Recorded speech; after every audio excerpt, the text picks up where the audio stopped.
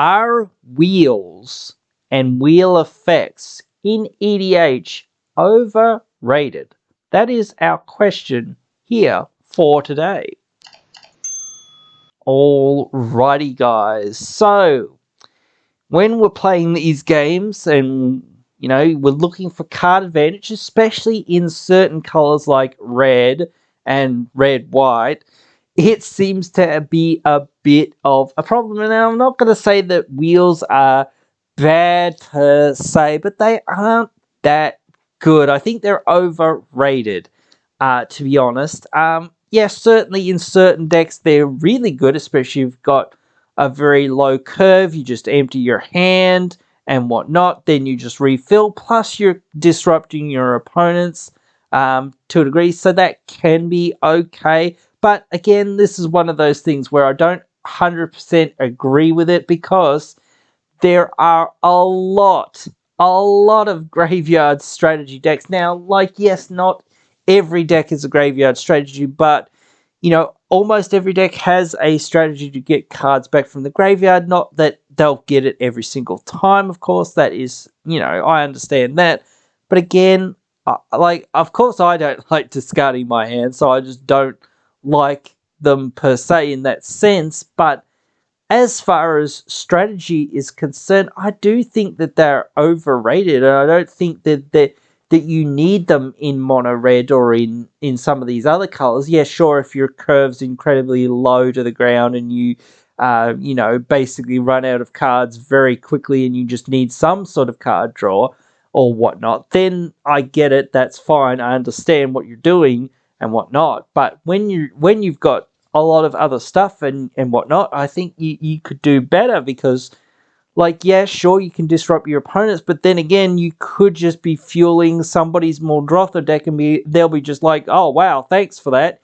Now I have access to all these cards that I mostly wanted in my graveyard, like to recur and whatnot, and all this, or a Mirren deck or whatnot. So there's so many decks out there that I'd be just like, if that deck's at the table, now I've got a dead card in my hand, like I've got this wheel and I'm like, well, do I fire it off and whatnot? Or do I sit on it and then be empty-handed except for this one wheel? Or do I wait for them to be empty-handed and then just draw them a fresh hand of cards that they're going to put in their graveyard anyway, or whatnot? Like, it's a tough decision to make, and you're not always again going to be faced with that decision, but when you do, that just shows you how, like, oh yes, this might not be good in this circumstance, so therefore maybe I should replace it so that it's good in most circumstances, if not all circumstances. So yes, sure, you won't get these things that disrupt your opponent, but you should just be like, finding ways to kill your opponents anyway, and whatnot. Otherwise, so it just like doesn't really matter. So you're not dumbing down your win condition or your ability to win. Now, yes, there are decks that certainly want wheels, especially like Nekusar decks and whatnot, things like this, or there are decks that really like wheels and whatnot and that sort of thing, and it's part of their strategy basically to just wheel everyone all the time. And those decks are very specific decks for the most part, because like they get so much advantage out of just wheeling people and whatnot. They're really good decks. Ha ha ha. I've heard that joke so much. Oh my god, it's terrible. So you guys have got to suffer with me and hear it as well. So, but anyway, as I say, I don't know. It's just one of those things. Like I'm not a huge fan of cantrips. I don't know whether you guys hear this, but I don't really consider wheels to be cantrips, but I kind of feel like they fall into this category of cantrips a lot of the time, where, yeah, sure, you'll draw up to 7 or grow up to the highest number or whatever it is or whatnot. But, especially with the ones that are the highest number, if you're playing 3 other people or whatever, that all have basically only one card in hand, you're discarding any cards, even if you don't have any cards, to just draw a card. You're paying 3 mana to draw 1. Like, like, yeah, like I don't get it. That's not that good. Yeah, sure, it's not going to happen as much as somebody's got 4 or 5 cards in hand, but yeah, still, or 7 cards in hand. So, but still, I just think that given the number of graveyard decks and things out there, like if you've got like Rest in Peace or Graveyard Hate already out there and things like that, then of course it's a lot different. But like those circumstances are also going to come up very a lot less than what you think as well. And again, it's just one of those things that I just look at it and I think, well, if I really wanted to draw cards or whatnot, I think Jeska's Will's just a lot better. I think a lot of these exile-based card advantage sort of cards that Red's gotten in the last few years are a lot better. They're a lot cleaner for the most part. I don't love them myself, but I do think that they're quite good in mono red and in Boros and things like that, in colors that don't really have a lot of card draw option. Now, of course, they're not as good in Nekasar or whatnot, though I still think Nekasar could use them in a sense because they run a lot of red wheels and whatnot, so it wouldn't hurt you that much because you're probably going to find a wheel off the top and whatnot and this sort of thing, and then wheel people based on that. So, it still could be really good in that deck, even though it doesn't 100% do exactly what you want. It still is, another card advantage card to help you find the things that you sort of are looking for. And even if you don't hit it, like, you might just be like, oh, okay, well, I got 3, other things out of it. I got this other thing. I got that thing. I got a dockside or whatever, I got this out of it, and that made me more mana. Or it translated all the mana that I did have that was just like, going to go away at the end step into treasures or whatever, at least, and things like that, or most of it. So, yeah, but there are other things out there in red specifically, I would say, and even in blue, I think, the blue just has such amazing card draw that blue definitely doesn't need these wheels, unless you're in a deck that really needs wheels like Nekasar or whatnot. And I don't think there's any other blue decks that actually really benefit from wheels besides Nekasar. There's a couple of red decks that kind of do. There's a black deck that definitely does, but there's only a couple of black wheels and whatnot, so that is what it is. But again, like when you're just like looking for something like, I would say, like in Prosper Tomebound style decks, certainly the exiling effect there is a lot better because, again, when you exile things, you're going to get treasures when you cast them. So, yeah, like getting those effects, if something cares about, or if something doesn't really care about whatever effect you're doing, I would think that you want the most efficient sort of effect for its cost, or you want the biggest effect for what you're biggest bang for your buck sort of thing is what I'm trying to say here, I guess. So if you have a 4 mana spell, you really want it to, draw you several cards or whatnot, or get you those 4 cards like Jeska's Will, as I was saying. It's really great bang for buck, especially in certain colors. In certain other colors, I think it's bad, but like in 3 or more colors, I think it starts getting well.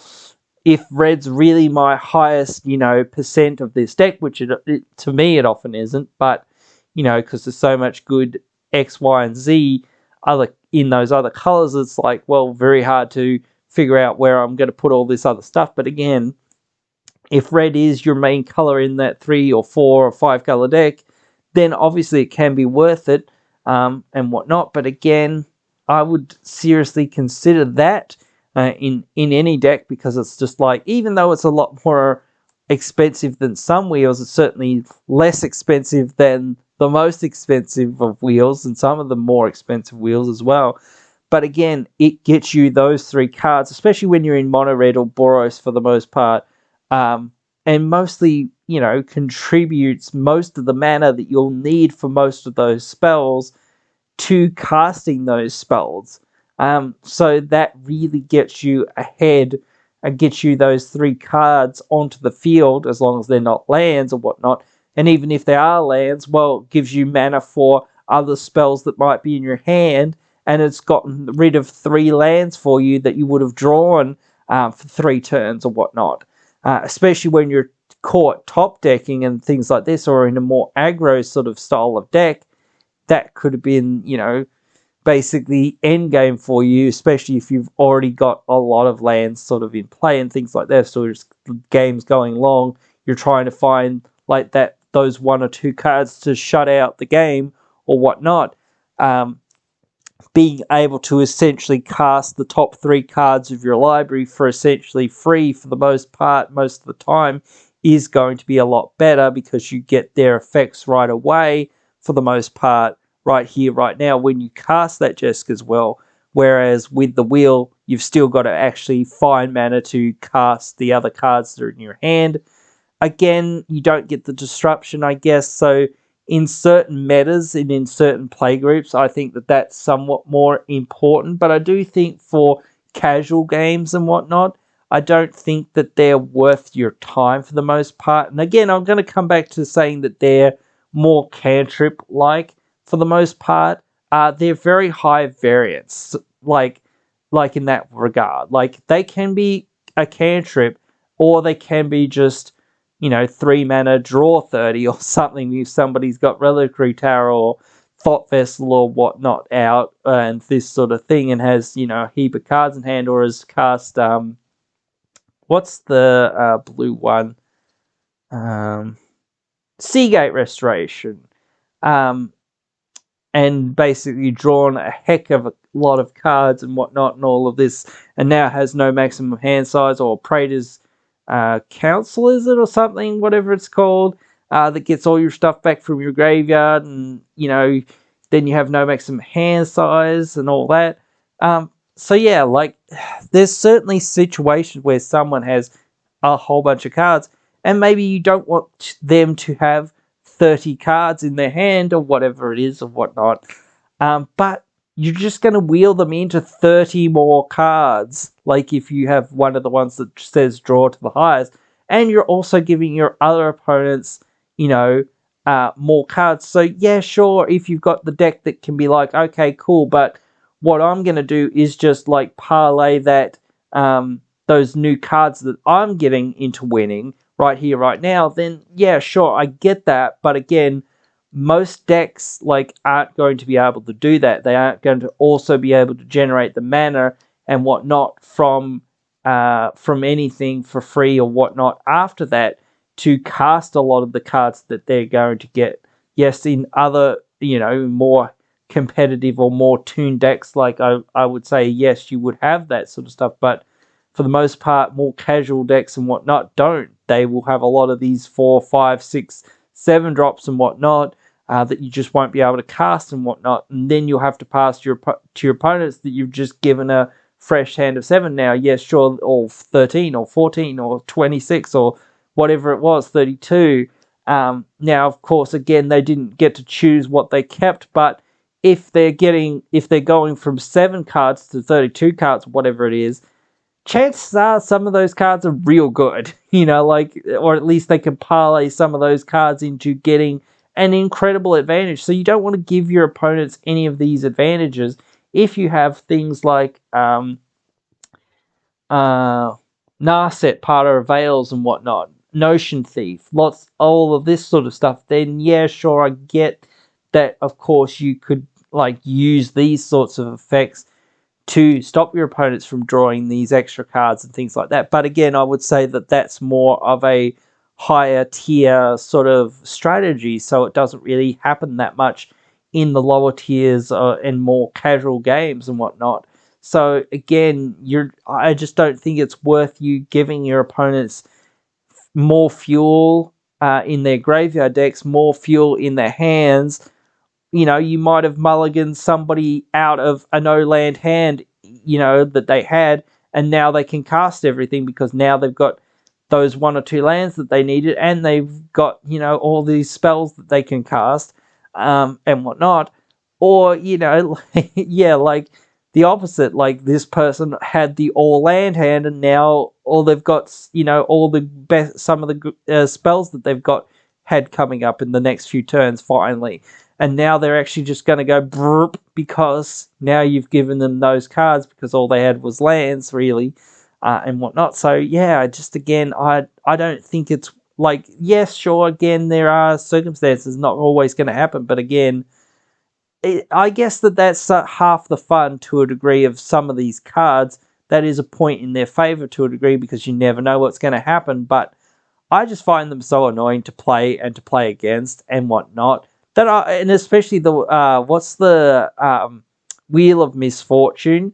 I think I explained this. I think when the set came out, that any time that anyone casts that, I sit back and wait for everyone to, finish rereading the card about 15, 16 something times and go, okay, you finally figured out what it does.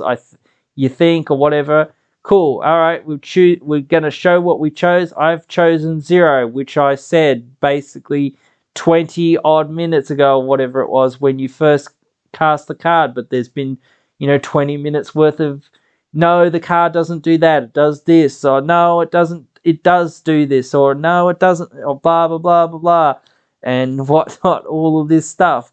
And I said, I know exactly how it works, and I'm just going to sit here over here and I'm going to bet 0 and see you guys later. Okay? And then when it comes to resolving it, still people are going, oh, it does this? What? Jeez. I didn't realize it did that. And whatnot. But yeah, like, it's one of those things, like, yeah, like with the ones that are kind of optional, I'm happy with that because I'm just sitting here going, bro, I'm choosing 0. I ain't doing squat. Unless my hand's absolutely piss poor or whatnot, I probably won't be discarding it. So yeah, like like I want to remain in control of my strategy, but yeah, I guess that is a point for it to be like a card that is being like, it is disruptive, but again, it is also giving your opponents that extra, cards and whatnot. So, like, yes, if you have those ways to get around that, that is good. But again, I just don't think that there's nearly enough for that to be a consistent thing unless you're always tutoring for it. Then you're in a higher meta again. So, again, just looking at the more casual things, I just think that you should look for other card advantage sources. And I know it's difficult in certain colors and whatnot, especially if you're an aggro deck and you just like, well, I need 7 more cards or whatnot to keep my aggro strategy going and whatnot. So, and like, it could be good for me to wheel or it could be bad for me to wheel. I think that's a good debate to have and sit there and go, well, should I put wheels in my deck when you're like deck building? Because there's a lot of pros and there's a lot of cons, and that's all I ever try to say. Hey, here's some of the pros, here's some of the cons. I don't think it's worth it, but you don't have to take what I say as gospel or whatnot. Again, I've said that several times and whatnot, but again, it is what it is. But just have a listen to what I'm saying. Here's the debate. Here's, what I think. Try to give you guys that for your food for thought. And that's it. But anyway, guys, this has been going on longer than I slightly expected. But hope you have enjoyed it. Hope it has been thought-provoking, fascinating, giving you some food for thought at least, whatnot. Giving you another perspective on wheels and whatnot. Whether they're good, whether they're worth it for you, whatnot, what other some of the other spells that you might want to play, and whatnot, depending what colours you're obviously in, again, but still, you can let me know what you think about wheels. Write your thoughts down there in the comments below. I'll be sure to try to respond to all the comments. Really do love interacting with you guys, talking about EDH and all these geeky things that we love, so yeah. I'll see you down there in those comments, or I'll see you in the next one. Hey, you've just finished watching one of our videos. A bunch of other videos are popping up on your screen now for you to check out, so why not check them out?